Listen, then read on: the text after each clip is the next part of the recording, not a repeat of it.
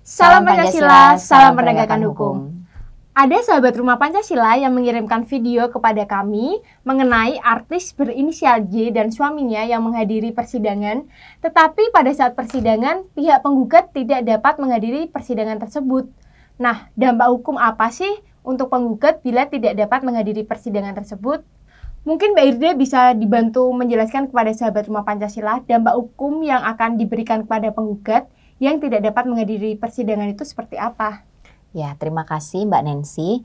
Jadi sebenarnya di dalam hakikat kenapa penggugat itu diwajibkan untuk hadir di persidangan yang telah ia ajukan gugatan itu karena di dalam BW yaitu pasal 1865 KUH Perdata ya, itu menyatakan bahwa seseorang yang sudah mendalilkan tentang adanya hak, maka dia wajib untuk membuktikannya. Nah, berangkat dari sini, karena seseorang penggugat itu wajib untuk membuktikan apa yang telah ia dalilkan, maka dari itu dia diwajibkan untuk hadir dalam setiap persidangan.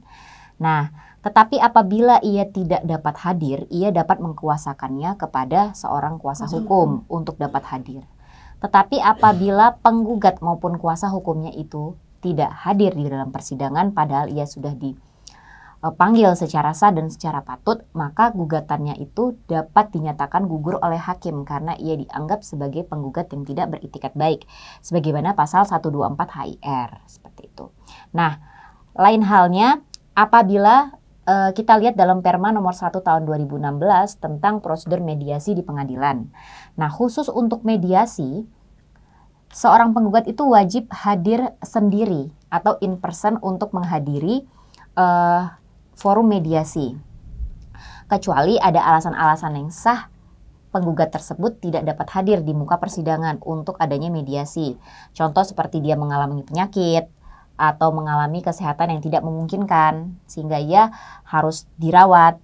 Tetapi itu juga harus dapat dibuktikan dengan adanya surat keterangan dokter. Kemudian penggugat tersebut berada dalam bawah pengampuan. Yang ketiga, apabila ia memiliki tugas yang tidak dapat ditinggalkan yang berkaitan dengan profesinya, yang tentu juga harus dibuktikan dengan adanya surat izin maupun surat tugas dari atasan yang bersangkutan.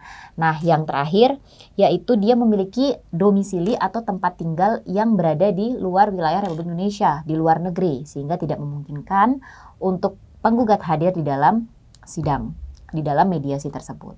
Hal tersebut juga harus dibuktikan.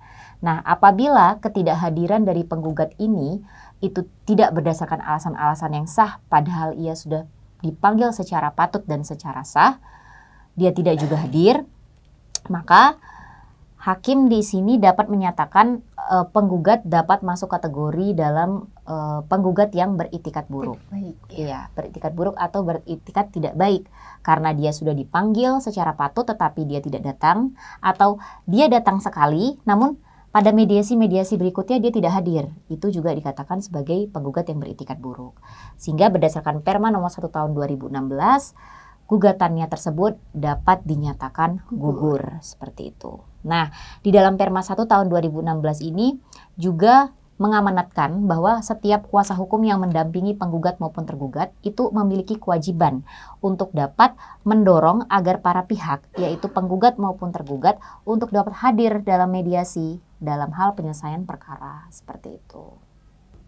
Nah, itu tadi penjelasan dari Mbak Hirda mengenai dampak hukum apa sih yang diberikan bila penggugat tidak dapat menghadiri persidangan.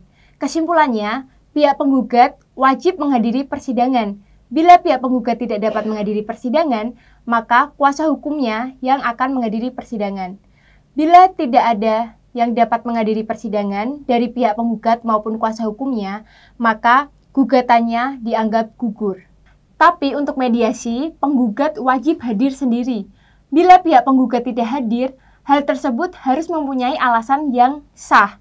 Bila ketidakhadirannya tidak memiliki alasan yang sah, maka penggugat dianggap tidak beritikat baik dan gugatannya akan gugur.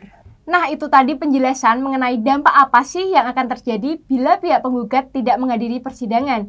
Jangan lupa ikuti terus channel dari Rumah Pancasila dan selalu buka mata, buka telinga, dan buka hati. Salam Pancasila, salam penegakan hukum.